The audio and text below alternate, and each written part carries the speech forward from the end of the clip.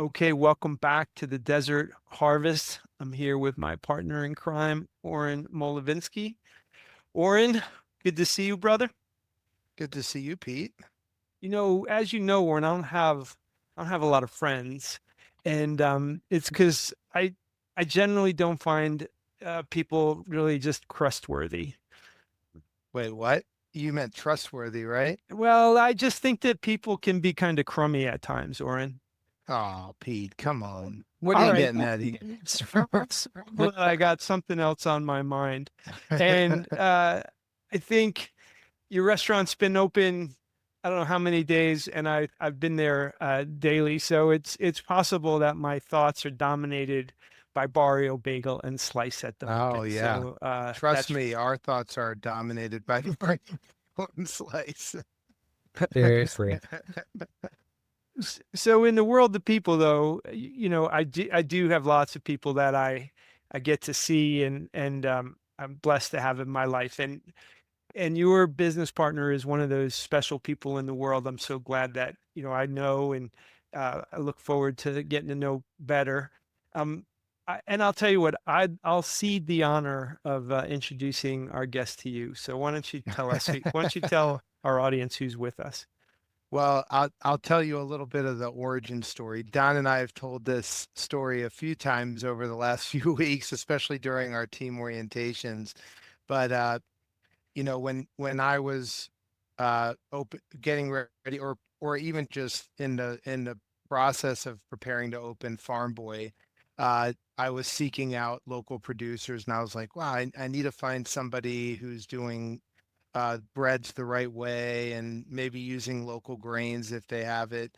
Came across Don on LinkedIn, um, and reached out to him and basically we communicated via LinkedIn at first, and I asked him if he would bake rolls for me, par bake rolls, and I'd figure out a way to get him up uh, to Chandler from Tucson, about a hour and a half, 2 hour drive. And he said, Oren, you should really come down here and check out my bakery, and we'll figure something out. So my son Cameron, I remember, drove me down there, and that's the first time I met Don. And I just walked into his bakery, and I was w- like it was unbelievable. I just knew immediately that this was something really special. I had read about Don online, and this was before the James Beard Award, but Don was already, this iconic baker in Tucson, and really, had a great following in the community there. But when I saw the bakery, I understood, like, this is something small. It's really rooted in that community where Don started Barrio Bread, or at least its current um, brick and mortar. And and then from there we developed a relationship, and he helped me open up Farm Boy with his ciabatta roll, the Barrio ciabatta roll, which we used there and had tremendous success with. And from there, we've just worked on a bunch of projects together. Don has continued to thrive and do a lot of other things like start Barrio Grain, and I'm sure he'll talk about that a little bit. But yeah, I think when we talk about if there's I was thinking about this the other day, Don, because Don won James Beard Award for Outstanding Baker in the United States in 2022, which is just tremendous. And then I was like, man, if there was I was watching Don work the other day. I wasn't staring at you, Don. I was just kind of like observing you. And and I think I was like, oh, Don's here, after like 8 hours of working together in this area. So but I was like, if there's a James Beard Award for bakers who work their ass off, Don would win. Like, he is such a hard worker. So it's not just about the craft and his, the ability and the passion. He's just such a hard worker, and it's a pleasure to have him on the podcast here. So welcome, Don. hey, thanks, Oren. Yeah, thanks, Oren. And hey, to start off, confession number one, my LinkedIn profile was terrible. I think I started that like a month before Oren saw it, and I'm so glad he did because I'm actually, it actually worked. Put yourself out there on the internet. So Oren, thanks for finding my crummy Instagram. I still haven't updated it probably since then, and I'm embarrassed by that. So It's all good. second of all, there's really probably the hardest working person I know is my father. And I say, Oren, you rival him. I never thought it was actually possible, but true confession, like seeing Oren work, I don't think there's another person besides my father who works harder. So, Oren, yeah, I saw you about 8 hours into my shift too, and it was mostly just like, I got you, bro.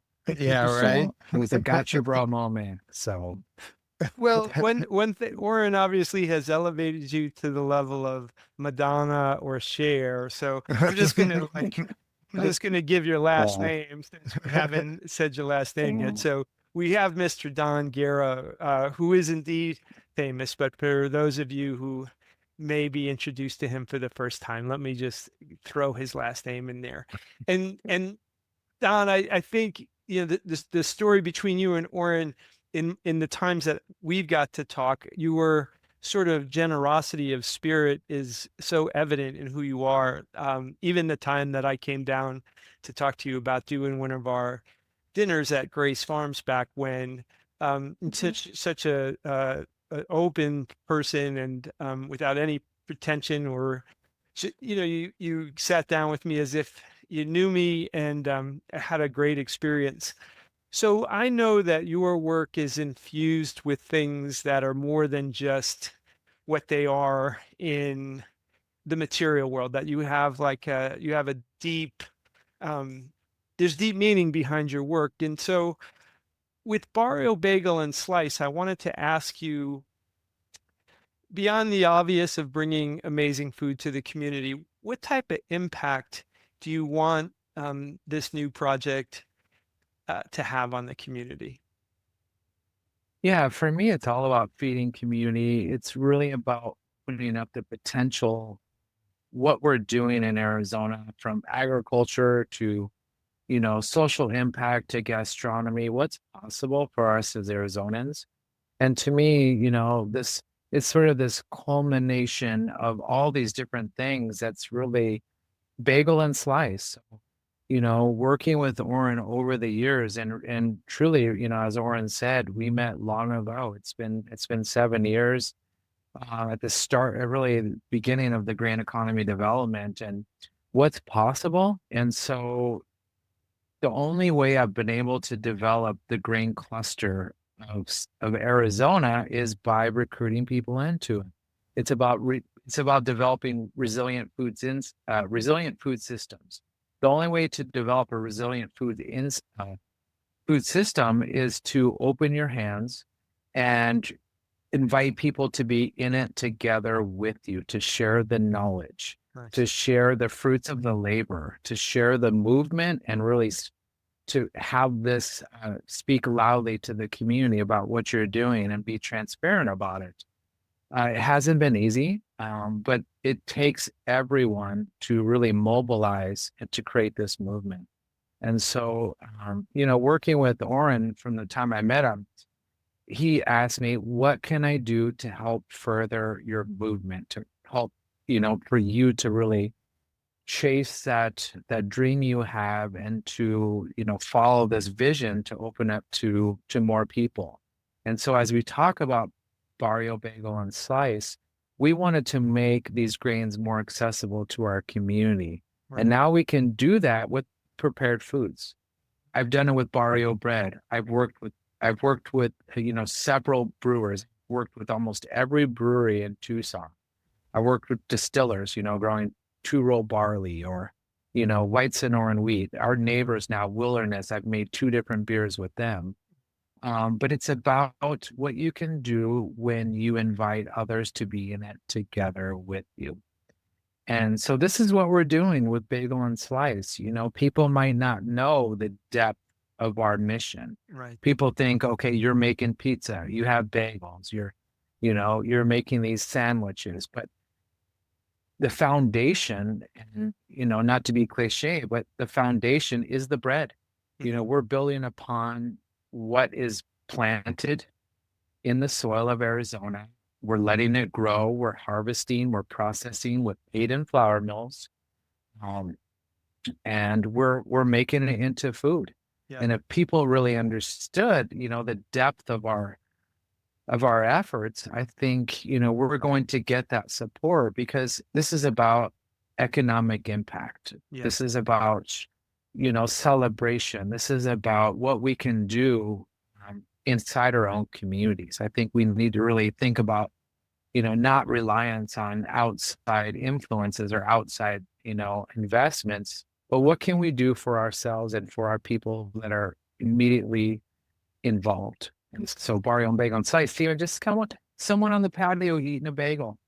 To me, I'm not seeing someone just eat a bagel and have a cup of coffee, Right. but I'm seeing all the impact we have. Just let's start with the coffee. Bypass the bread. Let's start with the coffee. We're supporting Mario and Matador Coffee. We're Right. supporting someone that's trying to do good. And to me, when I see people doing good in the communities, in their own communities, I want a piece of that. I want to tell that person, how can I help you? How can I help your mission? And so a bagel and coffee is about what's happening local. Yeah. And so that consumption just translates to me, that makes sense to me. Yeah, and then in some ways, like that moment is the tip of this big iceberg, and Mhm. there's all this underpinning there. And Oren and I like the expression, the virtuous cycle. Mhm. Good things build upon good things and become stronger with connection in the identical way in which the vicious cycle, where something bad can lead to something worse and so on and so forth. And it's easy to get caught up in that notion that the vicious cycle wins out there in the world, because that gets put to us mostly.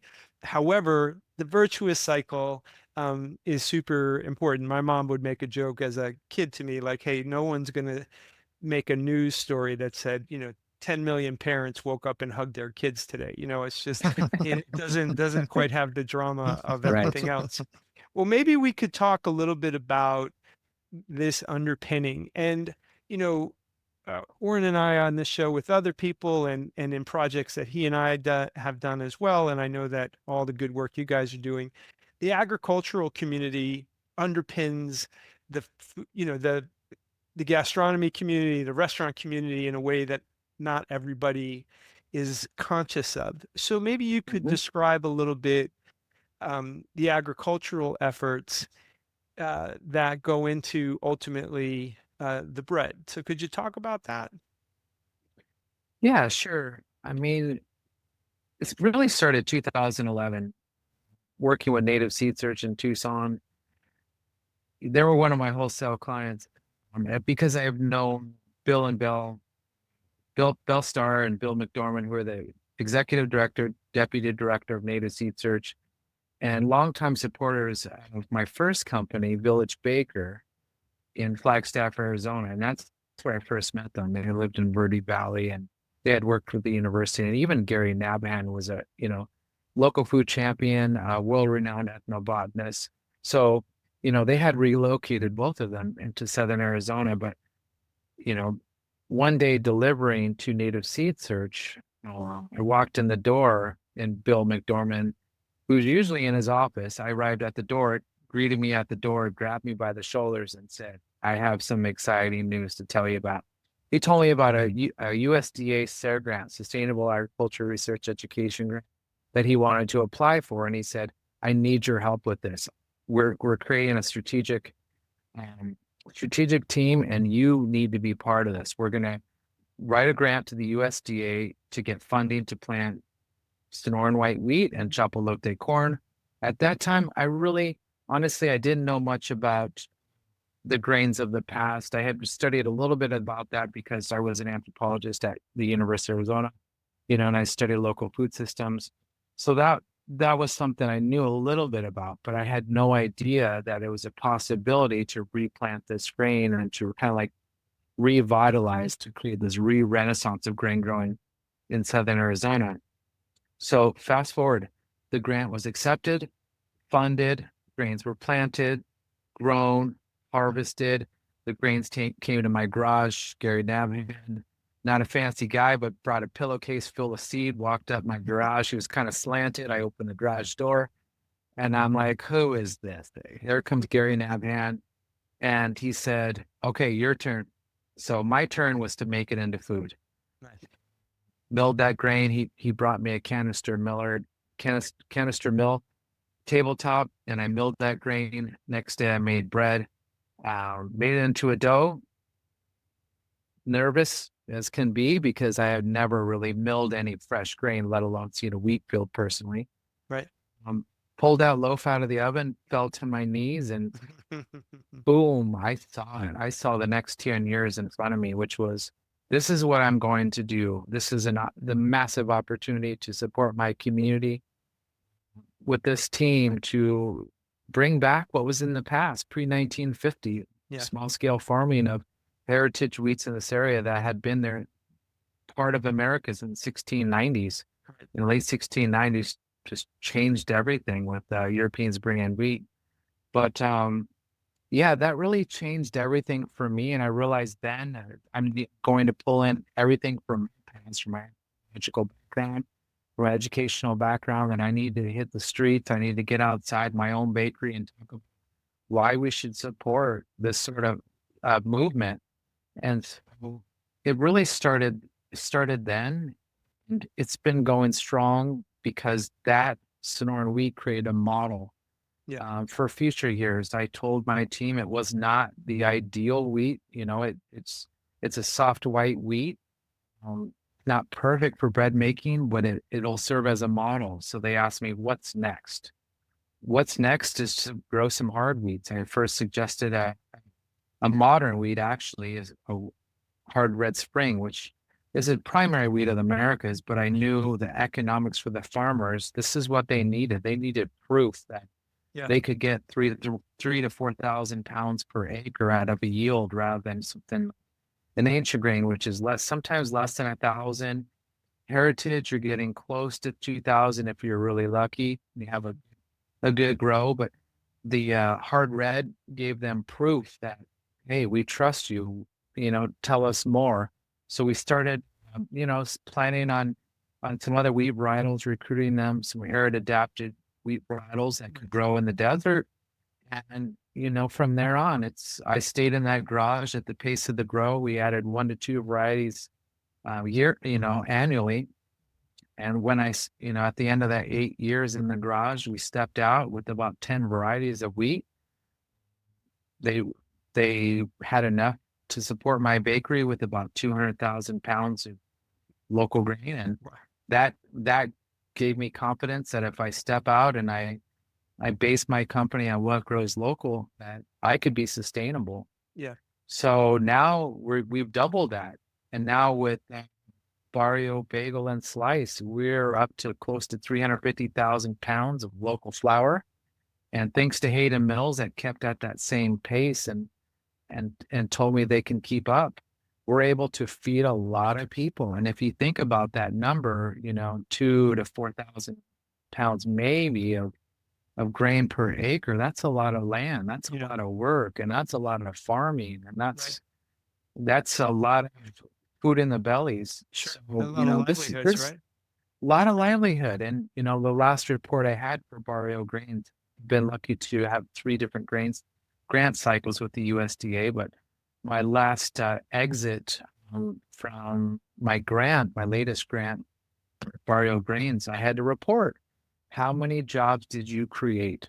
Right. And going through those numbers, it's incredible. It's not just my team. It's just not the miller, the distributor, but there's a lot of jobs that were created. So we think about, job creation. It's not just who's immediately in front of us, but it's everyone involved in our grain chain. Right. So to me, that's impactful, and that makes me feel happy. And so, when I talk about seeing people sit down for that bagel and coffee, Bagel and Slice now really has a chance to brag because we're creating a lot of jobs. We've pulled in, Chris Bianco with the Bianco di Napoli tomatoes. Right. It takes 1 can of tomatoes to make 3 pizzas. Like, they think about that growth. Think about Mario's coffee with Matador. How many cups of coffee? So we're really proud that we're not just serving food, but we're representing our state. We're representing the people that are making meaning, not just money. Yeah, I mean, this virtuous cycle of, like, first of all, this is the grain that should be grown here. It's Mhm. not a um, it's not breaking a natural cycle. It's fitting into a natural cycle, and out of that goodness comes a healthier product. So, and then a healthier product being, I've always argued, is the most delicious product too. And then Yeah. out of that comes this economic experience for people that is supportive and sustainable and life-giving in and of itself.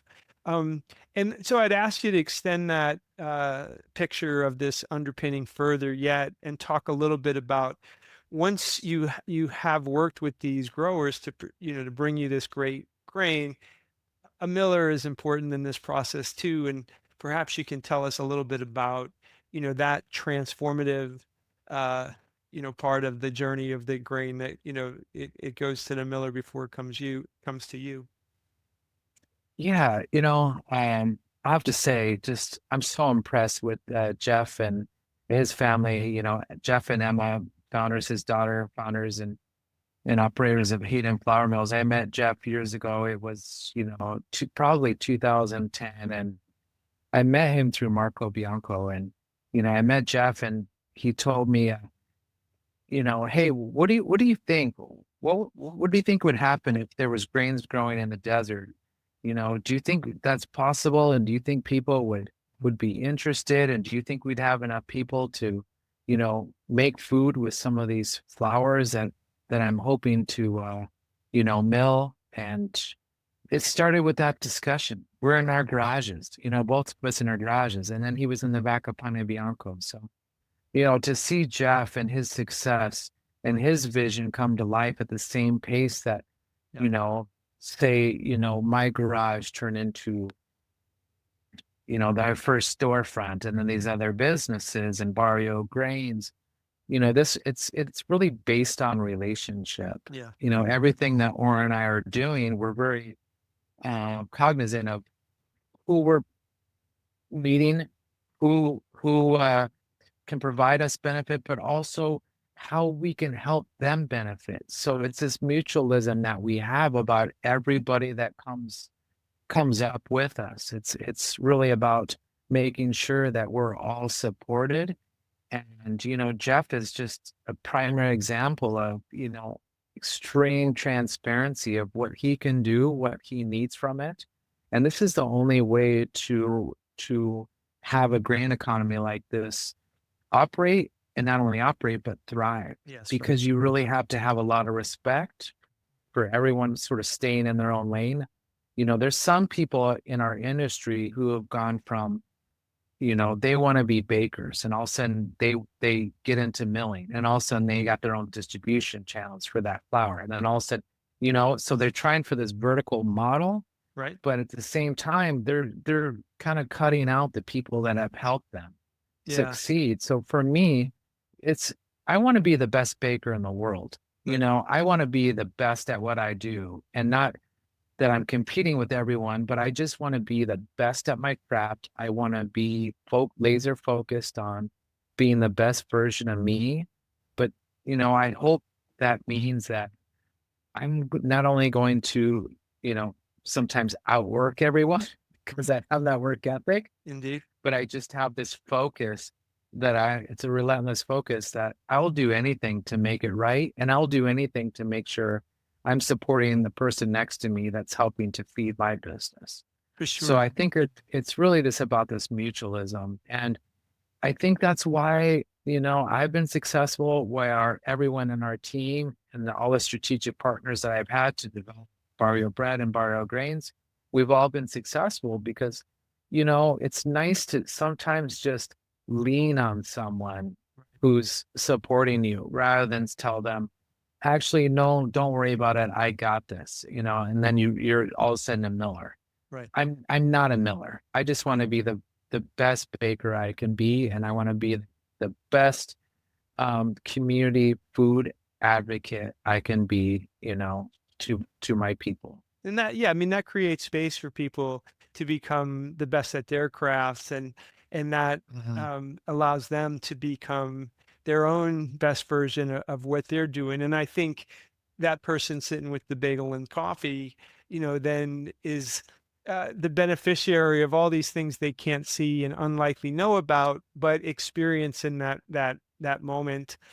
And Oren, I'm curious because I want to ask you a little bit about similarities in some of your previous experiences, because we've talked about you creating a similar sort of supply chain between the Shenandoah Valley, farmers in more rural Virginia and DC, and that mutualism that Don talks about and that interconnectedness, you have helped build in communities outside Arizona.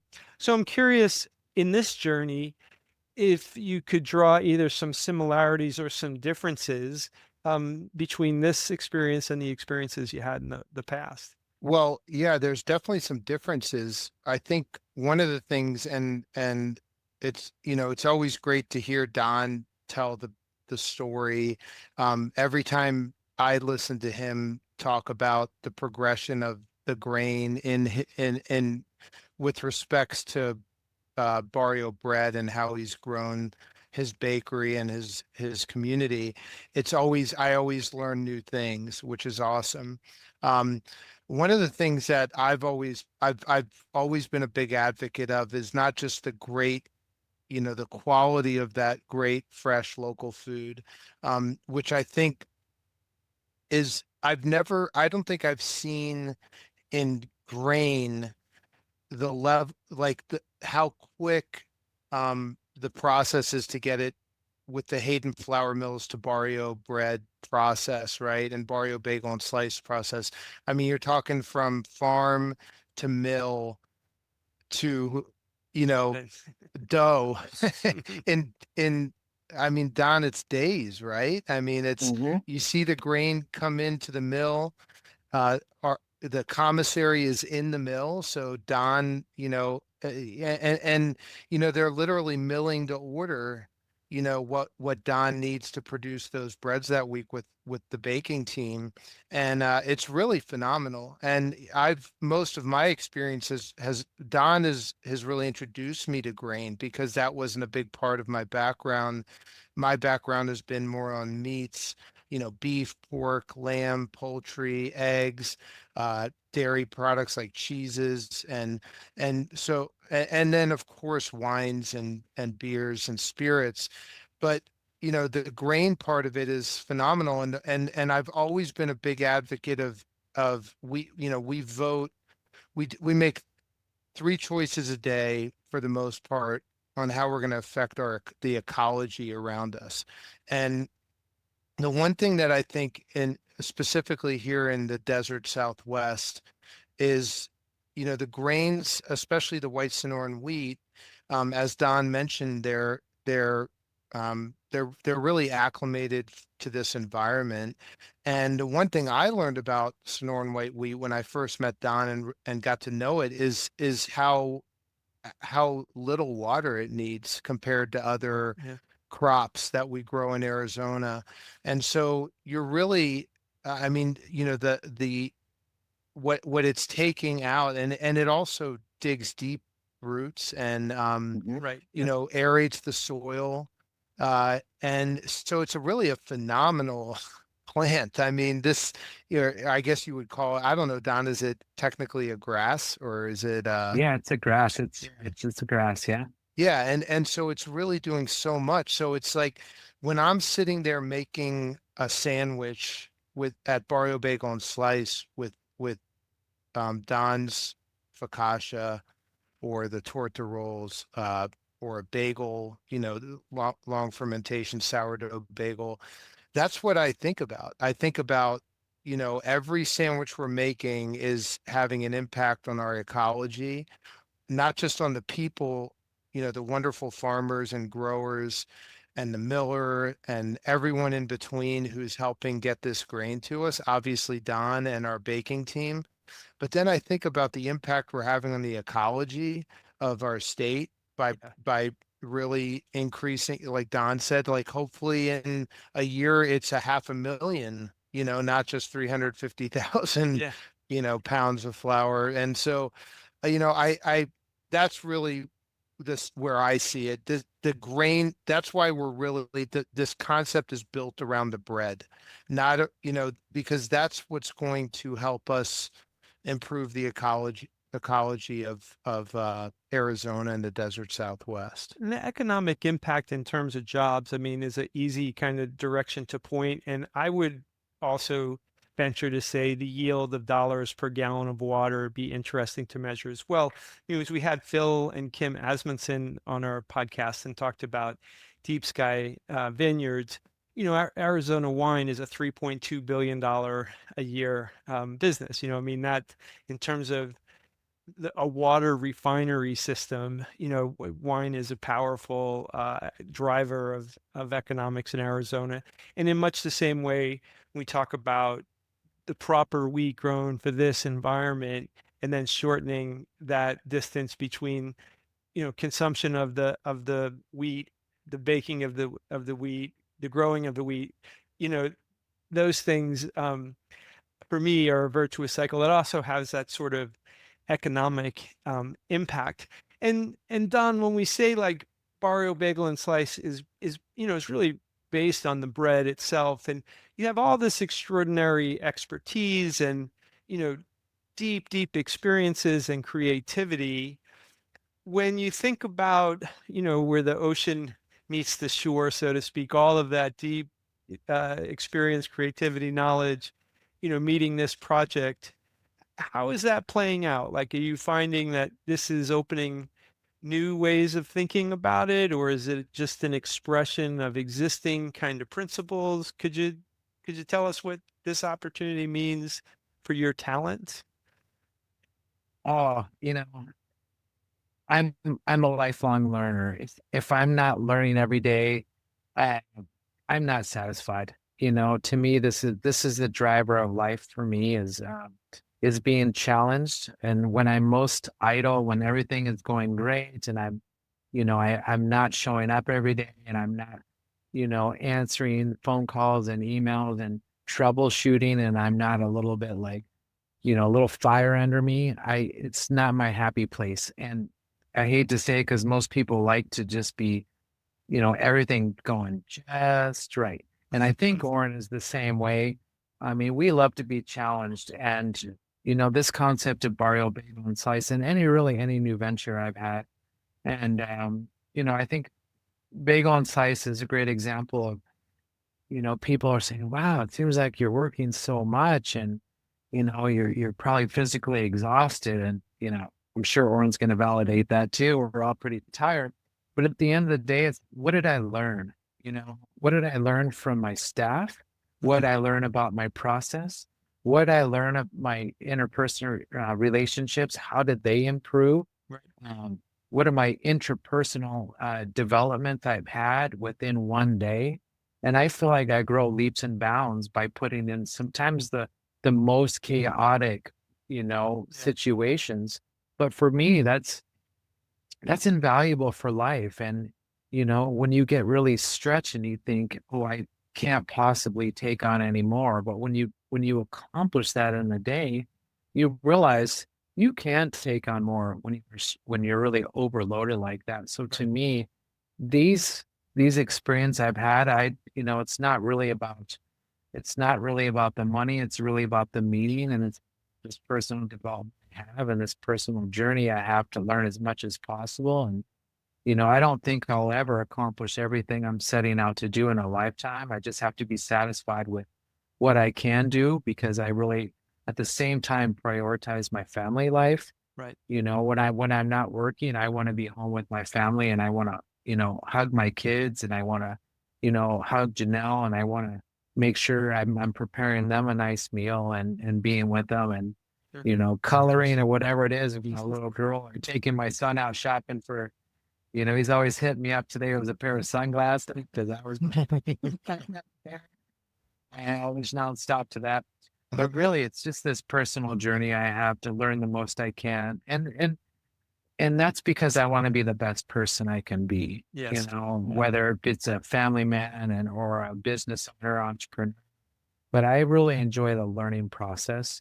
I love being stretched, and I think I can match it because I have like endless amounts of energy, and today I've been away from the gym, so I'm like hitting the gym today, and I told someone, I'm like, are you kidding me? Really? Like, I thought we were getting that at work, but to me, that's sort of like my mental when I can go in there and just walk on the treadmill or, hit the kettlebells Yeah. and just, get into that. So to me, it's this just personal journey I'm on to learn as much as possible, but it's also about creating this space where I'm working with the people that I want to be with.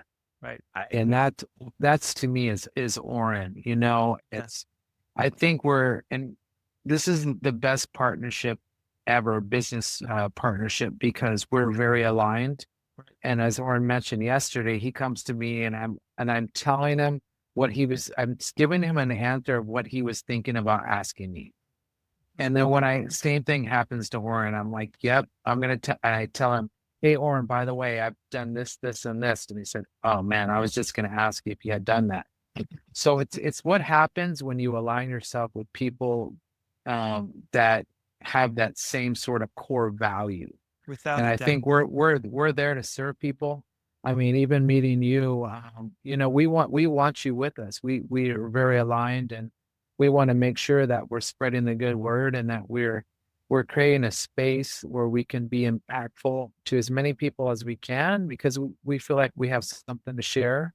Not everyone wants it, right? At the same time, but if we can provide some sort of just enjoyment, some sort of personal benefit of what we're doing to the most amount of people, that's what's satisfying at the end of the day. What did I do to go above and beyond in a service?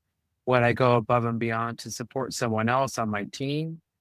How did I interact with them and how can I get better for tomorrow? And I said to my team there today, and Oren and I try to do this daily, is our goal is to get better each day. We Right. want tomorrow to be a better day than we had before.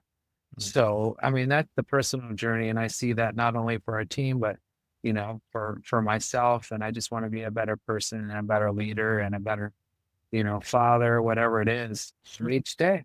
Yeah. I mean, the And growth happens at the sorry. edge. Oh, no, go ahead. No, go ahead, Pete. All right. Sorry. I was just like, growth happens at the edge, at the boundary. Exactly. Right. But to get to be at the boundary and not have it crush you, you have to have a certain amount of safety. And when I perceive you guys is that you're uh Oren and I will sometimes I'll call him, I'm like, how's the week? He's like, it's balls to the wall, Pete. What exactly does that mean? And I've said that every day for the last 12 years. Yeah, I'm not sure there's not been a day that he hasn't said that to me. But to work like that, to have it not hurt you in a negative way, there's got to be support, there's got to be some safety with the people around you, otherwise those things degrade you as opposed to build you up. What were you going to say, Right. Oren? Well, I think, I think, I try to put myself in Don's position. He's achieved so much as a baker, and with his business and his community and everything he's done and accomplished over the years that it would have been easy for Don to continue to focus and on that core business, right? So I think it takes a lot of courage, when you're at the top of your game like Don is, to go and put yourself out there like this. You have to remember, there's very few concepts that are like what we're trying to create here with Barrio Bagel and Slice. We've modeled it maybe loosely around some other uh, great entrepreneurs, but we are not competing with this particular concept with other uh, bakeries. Right. We're competing with McDonald's, Right. Dunkin' Donuts. So when a when a guest comes through our drive-through, they don't they don't really understand, most don't understand our story. What they're looking at is, how are you going to provide me the level of service and efficiency I expect from what your building looks like, which was a Sonic. Right. So going backwards to the original comment, Don didn't have to do this. Don, I think it's incredibly, it takes a lot of courage, to do something like this. And I think that that will be recognized. Right now we're in the throes of a restaurant opening, which even in my years with established companies like Marriott and Freddy's Frozen Custard and Chompy's and all these Right. uh, companies that I had helped open restaurants for, even an established concept, when you open a brand new restaurant, is exceedingly challenging. Right. Even when you have a process and you have people you could bring from other restaurants that will train your new staff, all those things, you have those benefits of having an existing concept and brand. Here, there's none of that. We're creating it from scratch. It was a blank canvas, and we're really kind of like, we were talking about Bob Ross today,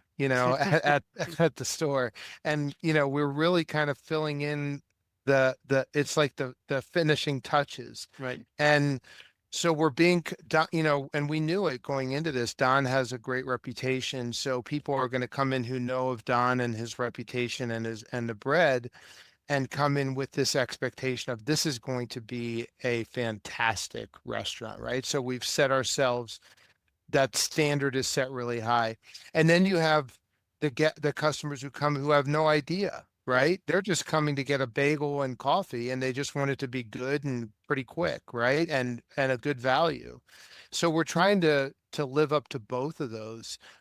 Pete, you heard us talking right before we started recording today. Don and I were talking about, hospitality, and how we really need to be giving fine dining level Right. hospitality with a fast food cashier and drive-through window. Well, so our mission is multifaceted here. About it's about transforming fast food and making our community healthier. Yeah. I was talking to that family tonight. The kid, their 12-year-old boy, was eating Sonoran wheat berry salad, That's and right. it was the first time he ever tried it. And that's all they could talk about. Yeah. This 12-year-old kid is sitting there going, "This is my favorite thing ever." Right. And I'm like, he's 12. This is perfect. He's eating Right. Sonoran wheat berry salad that's grown right here. The wheat berries are coming from Coolidge, I believe, right? Don, Yeah, is that, Coolidge yeah. from They're, Oren. yeah, they're they're packaged and here at the mill, at Hayden Flour Mill. And then, we're turning it into this wonderful salad, and this 12-year-old kid who would have never been exposed to that now is having it because they wanted to come and have a great experience. And So, yeah, that pivot's yeah. going to last, right, Warren? I mean, like that Oh, 12-year-old now yeah. will think about salads and food and flavor Yeah. differently going forward. And much in the same way when you guys talk about your staff and trying to say, listen, in the context of Barrio Bagel and Slice, your role here is special, and part of that specialness, needs to be extended to the people who come into us. As Don would say, this needs to be at the level of, what does it feel like if you brought somebody into your home? And in my mind, one of the things you're doing for the people that work for you is giving them a certain perspective on, what does it mean to approach your responsibilities. If you approach them in a mechanical, hey, I'm just doing A, B, and C, as opposed to what underpins those responsibilities, that you're trying to convey not just a fast service, but a service that recognizes the person. Don talked about, hey, did you see the people in front of you? Do you have a sense of them? Because when they come back, that connection deepens if you're paying attention to them. So in my mind, I think of it as like an opportunity factory. Much of those people who work with you will likely go do other things in their life. But just like Mhm. that 12-year-old who's now tasted local food, grown in a particular way, served by certain people with a particular intention, that person's now different. And the people that come and work for you, you will change them as well. Well, why don't you guys tell us, how do people find you? Like, where is Barrio Bagel and Slice? Let's talk about that, and maybe they might be interested to follow you on social media. Once you guys tell us, where are people gonna find you? Well, Barrio Bagel and the Barrio Bagel and Slice is in Gilbert, Arizona. So we're right at 689 North Arizona. So it's Arizona Avenue, Guadalupe, southeast side, right by Arizona Wilderness Brew Pub. So we have great neighbors. I was really honored today. John Buford, who's the founder and co-owner of Yeah. Arizona Wilderness, who came over and, Don and I took some pictures with him the other day. They opened their third brew pub today on the Miracle Mile in Phoenix. And, he took the time to ask how we were doing, Nice. and he sent a text and said, "How are you? I hope you guys are crushing it," Yeah. and here he's opening his own new restaurant, which I'm sure has been a bear. Sure. So it's wonderful to be next. I think when Don and I were looking at this location, we said, "Wow, there's a lot of great opportunity here because we're so close to Hayden Flour Mills and the Yeah. commissary that Don set up, and but we're also right next door to Arizona Wilderness, a very Nice. like-minded concept. And so this area that we're in is going. I feel it's going to build around, what Arizona Wilderness started, what we're able to help. Accent maybe or accelerate there. And so a lot of fun. And then of course we have we're really encouraging everyone to download our app Yeah. because that's, Pete, you used it today. It's the best way to order Without and a doubt. beat the lines Hmm. because we had a really overwhelming response in a good way in our first week. We're on day 6 right now. But it's been pretty strong, and if you're looking to get in and out on your lunch break, you probably want to use the app, Yeah. Yeah. which you could find on like Google Maps or Apple Maps. When you look us up, it'll have the app link on there. But Nice. Don, maybe you could talk about how we find you and Barrio Bread and Barrio Grains. Sure. Um, Barrio Bread, you can search out on Instagram at Barrio Bread or my personal at Barrio Baker and barriobread.com. Great resource for information pertaining to bread, the descriptions of the breads, the ingredients of the bread, latest news articles, you can find there. And of course, at Barrio Bagel and Slice, follow our Instagram, follow along, comment. We want to hear from you, direct message. And, just to let everyone know, Oren and I are and our team, we're teaching and learning daily. We don't have it figured out. We're not claiming to know everything, even though we're entrepreneurs and have a business. Part of having a startup is and being a successful at startup is listening. And this is the first thing we tell our staff is when someone is talking to you, you need to listen. And Ora and I are prime examples of that. Whether it be our staff or listening to each other or listening to our guests, we're here to listen Yeah. and we're here to respond to your comments. So thank you for choosing Barrio Bagel and Slice. Thank you for dining with us, and we want to let you know that what you're experiencing now is not the same experience that you might have next week, next month, next year.